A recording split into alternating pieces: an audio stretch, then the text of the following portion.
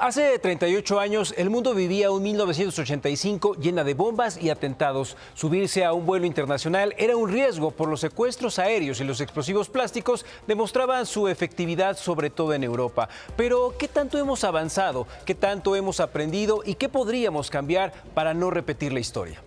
En el año en que París nacieron los primeros trillizos europeos concebidos in vitro, en donde Estados Unidos y Rusia reanudaron el diálogo para el desarme nuclear y espacial por la Guerra Fría, cuando Daniel Ortega tomó posesión de la presidencia de Nicaragua y Ronald Reagan hacía lo propio para su segundo mandato, al tiempo que daba el apoyo al proyecto de defensa comandado como la Guerra de las Galaxias, el año en que Nelson Mandela renunció a su libertad al no abandonar la lucha armada en Sudáfrica. Fue el año de la música. En Brasil se llevó a cabo la primera edición de Rock in Rio, que reunió a Queen, AC/DC, Yes y Iron Maiden, ante muchos otros en 1 millón de asistentes, cuando en Estados Unidos, Youssef for Africa grabó junto con Michael Jackson la canción We Are the World, en 1985, en donde Wham se convirtió en la primera banda occidental en dar un concierto en China. El año del estreno de Volver a Futuro, cuando Boris Becker ganó Wimbledon a los 17 años y Live Aid declaró el Día Mundial de Rock con ese emblemático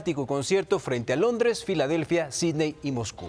Ese 1985 del primer receptor de corazón artificial en dejar el hospital, y cuando médicos franceses lograron cambiarle la sangre a un feto por transfusión intrauterino. El año en que la Plaza de Mayo de Madrid se declaró monumento monumento histórico, cuando se descubrió el cuerpo del agente Enrique Kiki Camarena en México, y bueno, ese México que celebraba el lanzamiento del satélite artificial Morelos 1, cuando Mikhail Gorbachev llegó a la presidencia de la Unión Soviética y George W. Bush entró como presidente accidental ante una emergencia de salud de Ronald Reagan. Cuando franceses y estadounidenses descubrieron los restos del Titanic y en Japón se lanzó Super Mario Bros. Ese 1985 en donde el 18 de septiembre muchos nos fuimos a dormir sin saber que al día siguiente, a las 7 de la mañana con 19 minutos, la vida de miles de mexicanos cambiaría para siempre. Un antes y un después en esa historia de México. Eso se los voy a contar mañana.